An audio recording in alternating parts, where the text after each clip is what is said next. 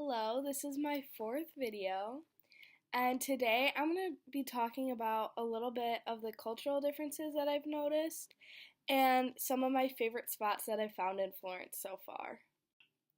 So, one of the biggest cultural differences is kind of the most typical one that people first think about when they come to Italy.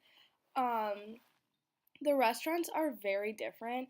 The waiter will never give you a check unless you ask for it, and the water isn't free. You have to pay for water, which is something I wasn't expecting, but it seems pretty typical in Italy.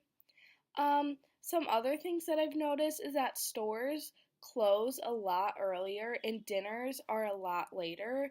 You don't usually have dinner or here around until around 8 p.m. Other than that, I've been pretty lucky because Florence has a lot of study abroad students and a lot of foreigners visiting, so I've never felt out of place despite some of these differences. The thing I like about the culture here around food is that dinner is more of an event, so it's okay to just sit and take your time and enjoy your meal. One thing I don't like is that it's very common for restaurant waiters to stand outside of the restaurant and as you pass kind of try to get your attention and get you to come eat there, which can be kind of frustrating at times.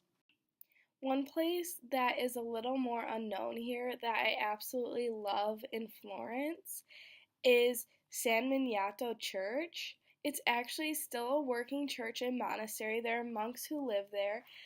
They have a great gift shop where you can go and buy things made by the monks and support their monastery.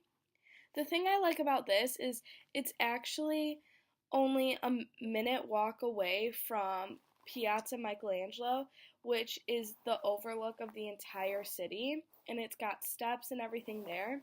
I love it there, but I just recently went up to San Miniato. San Miniato has, in my opinion, an even better view of Florence.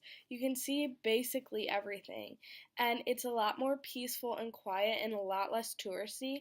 Piazza Michelangelo can get pretty crowded, especially during sunset, because it's such a common place to go. So I would recommend taking the short walk and few stairs up to San Miniato Church and look around. They also have this cemetery in the back that has some amazing different architecture and stuff like that. So that's definitely a place worth looking around, and I'm very glad I found it. Another kind of less common museum that I really enjoyed, it's called the Gucci Garden. So it's a Gucci museum, and they have just a bunch of their clothing, and it's more of like an art exhibit, which I liked. It wasn't just clothes hanging up. They really put them on display, and it was like a piece of art.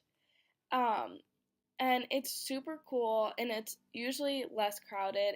Also, it's free for students. Thanks for watching.